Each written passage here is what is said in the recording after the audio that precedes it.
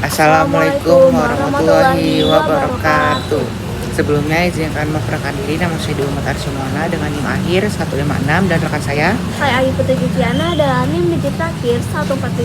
Di sini kami berdua akan mempresentasikan hasil analisis kami yang berjudul Patologi Birokrasi dalam Pelayanan Informasi Publik Studi Kasus BPJS Kesehatan Kota Semarang yang ditulis oleh Justisi pada Februari 2024. Oke, baik, kita akan memasuki pembahasan pertama yang dimana ada 5 plus 1 tahap.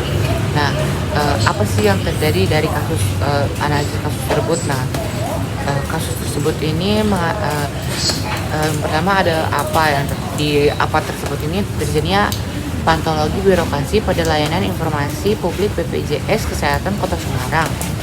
Ya, bentuknya prosedur berlibat, terus respon lambat, dan pelayanan tidak konsisten, dan adanya maladministrasi yang menambahkan beban pada masyarakat.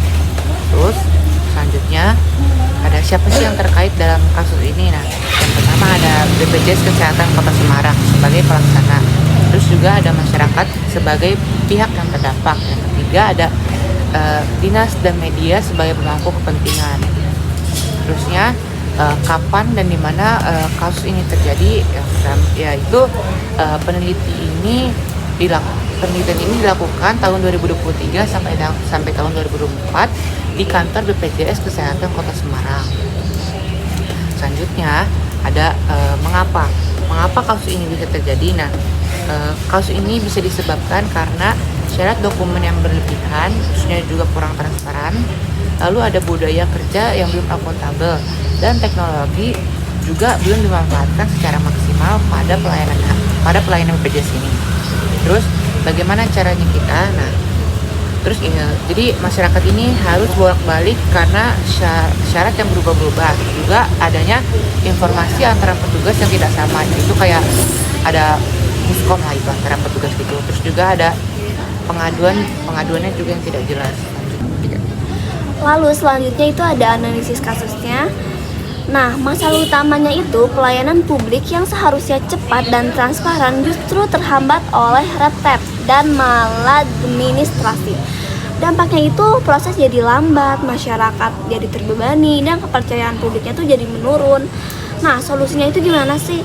Nah, solusinya itu yang pertama ada solusi jangka pendek, yaitu sederhanakan syarat dokumen buat helpdesk satu pintu dan latih pegawainya.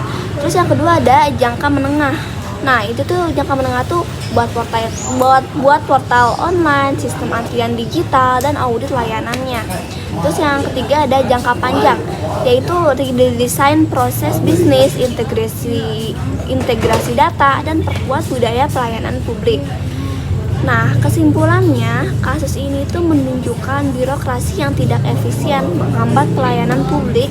Dengan penyederhanaan, digitalisasi, dan reformasi budaya kerja, BPJS dapat mewujudkan layanan yang lebih cepat, transparan, dan akuntabel.